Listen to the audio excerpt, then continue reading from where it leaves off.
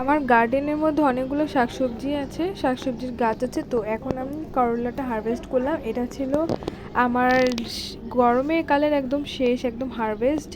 তো এখানে করলা হারভেস্ট করার পর এখানে বেগুন দেখলাম, অনেকগুলো বেগুন হয়েছিল, মাশাআল্লাহ অনেক ছিল গাছে বেগুন।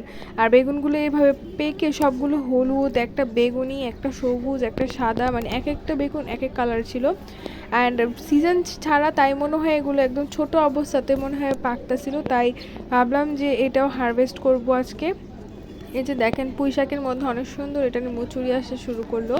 তো এই যে বেগুন গাছ এখানে আরেকটা, এখানেও দেখেন বেগুনগুলো সব পাকা স্টার্ট করছে, মানে কেন এরকম হলো বুঝলাম না। আমি নেক্সটে ভাবলাম যে আগের থেকে বেগুন গাছ লাগানো স্টার্ট করে ফেলবো, তাহলে হয়তো বা আমি একটু বড় সাইজের বেগুনগুলো পাবো। এটা অনেক ছোট ছোট, দেখতে মাসাল্লাহ অনেক কিউট, কিন্তু এটা সাইজ হিসাবে অনেক ছোট হয়ে গেল বেগুনগুলো। তো এইভাবে করে আমি মোট 11টার মতো বেগুন আজকে আমি হারভেস্ট করলাম। তো তারপর আমি যেটা হারভেস্ট করলাম সেটা ছিল করল্লা। এই করলা গাছটা দেখেন, এই করলা গাছটা আমার বাসার সামনেই, অ্যান্ড এত বড় হয়ে গেছিলো মাসাল্লাহ যে করলাগুলো মনে হয় বাসার থেকে ঝুলতেছিল। বাসায় বসে বসে আমি করলাগুলো দেখতেছিলাম যে কত সুন্দর সুন্দর আমার গাছে করলাগুলো আসছিল।